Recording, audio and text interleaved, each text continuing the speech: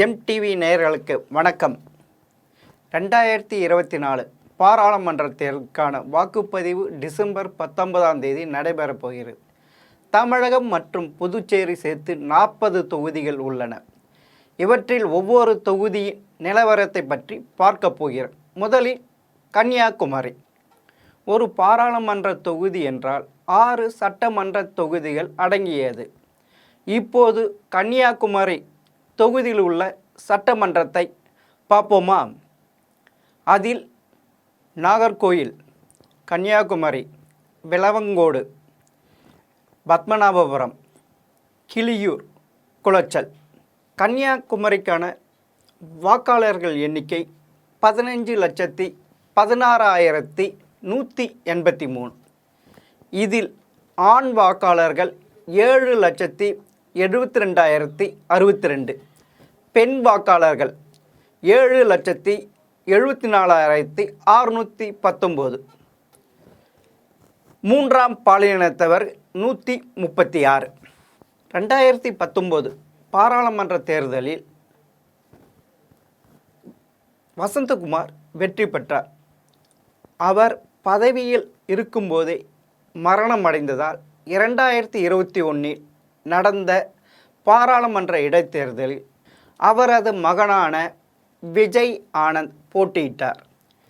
இவர் தன்னை எதிர்த்து போட்டியிட்ட பாஜக வேட்பாளர் பொன் ராதாகிருஷ்ணனை 1,35,950 வாக்குகள் வித்தியாசத்தில் வெற்றி பெற்றார். இப்பொழுது 2024 பாராளுமன்ற தேர்தலில் கன்னியாகுமரியில் திமுக கூட்டணியை சேர்ந்த காங்கிரஸ் சார்பாக விஜய் வசந்தும், தேசிய ஜனநாயக கூட்டணி சேர்ந்த பாஜக வேட்பாளரான பொன் ராதாகிருஷ்ணனும், அதிமுக சார்பாக பாசிலியன் நசரத், நாம் தமிழர் கட்சி சார்பாக மரிய ஜெனிஃபர் போட்டியிடுகின்றார்கள். கன்னியாகுமரி என்பது முக்கடல் சங்கமிக்கும் ஒரு இடம். இங்கு திருவள்ளுவர் சிலையும், விவேகானந்த பாறை, திருப்பர அருவி,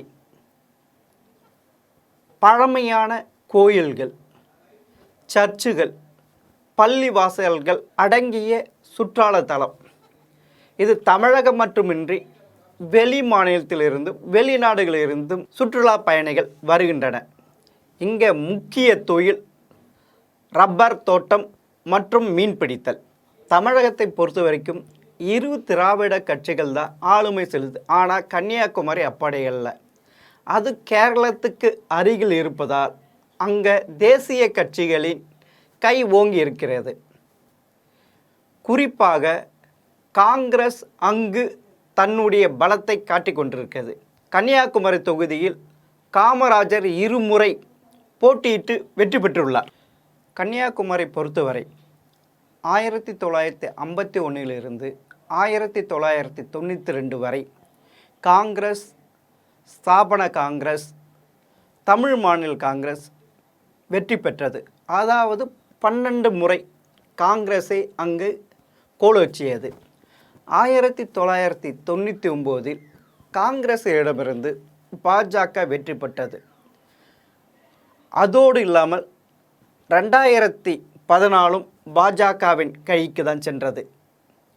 ஆனால் 2019 நடைபெற்ற பாராளுமன்ற தேர்தலில் மீண்டும் காங்கிரஸ் கைக்கே மாறியது.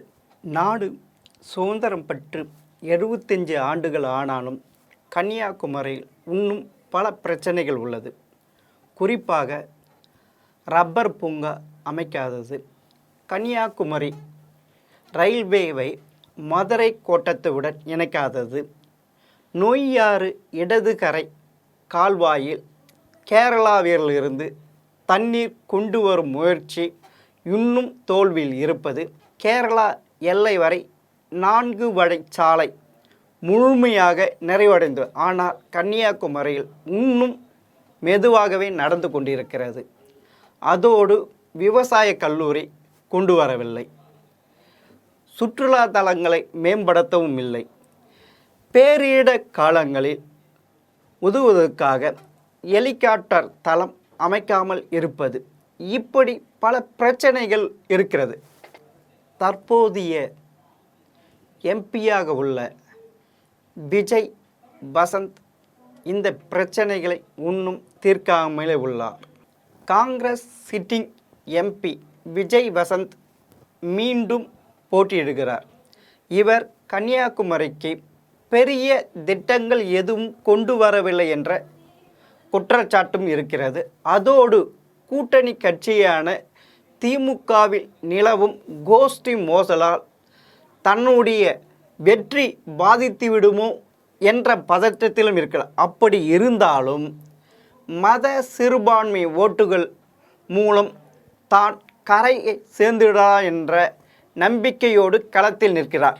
அதிமுக சார்பாக களம் ஏற்கப்பட்டுள்ள பிசிலியான் நசரத் 3 மாதங்களுக்கு முன்பு தான் திமுகவில் இருந்து அதிமுகவில் சேர்ந்தார். அதனால் அதிமுகவினரிடையே அதிருப்தி ஏற்பட்டுள்ளது. அதனால் சொந்த கட்சியினரை நம்பாமல் பப்ளிக் ரிலேஷன் ஆட்களை வைத்து தேர்தல் பிரச்சாரம் செய்து வருகிறார். அதோடு தன் சமூகமான மீனவர்கள் கண்டும் காணாமல் இருப்பது இவருக்கு பெரும் பின்னடைவாக பார்க்கப்படுகிறது. பாஜக சார்பில் முன்னாள் மத்திய அமைச்சர் பொன் ராதாகிருஷ்ணன் 10வது முறையாக போட்டியிடுகிறார். கடந்த தேர்தலில் வர்த்தக துறைமுகத்தை கொண்டு வருவேன் என வாக்குறுதி அளித்தது அவருக்கு பெரும் பின்னடைவை சந்தித்தது. இப்பொழுது அவர் திமுகவையும் அமைச்சர் மனோ தங்கராஜையும் கடுமையாக தாக்கி தனது பிரச்சாரத்தை முன்னெடுத்து வருகிறார். நாம் தமிழர் கட்சியின் சார்பாக மரிய ஜெனிஃபர் களம் காண்கிறார். இவர் கனிம வள கொள்ளையும் இயற்கை வளத்தை பாதுகாப்பேன் என்று தனி டிராக்கில் பயணம் செய்கிறார். அது மட்டும் இல்லாமல் தனது வெற்றிக்கு காரணமாக அமைவார்கள் என்று உறவுக்காரரான மீனவ சமூகத்தை பெரிதும் நம்பியிருக்கிறார். விஜய் வசந்தகுமார் பொறுத்தவரை கன்னியாகுமரியில் தனது சொந்த செலவில் பல்வேறு திட்டப்பணிகளை மேற்கொண்டுள்ளார். குறிப்பாக அவர் மத சிறுபான்மை ஓட்டுகளை பெரிதும் நம்பியுள்ளார்.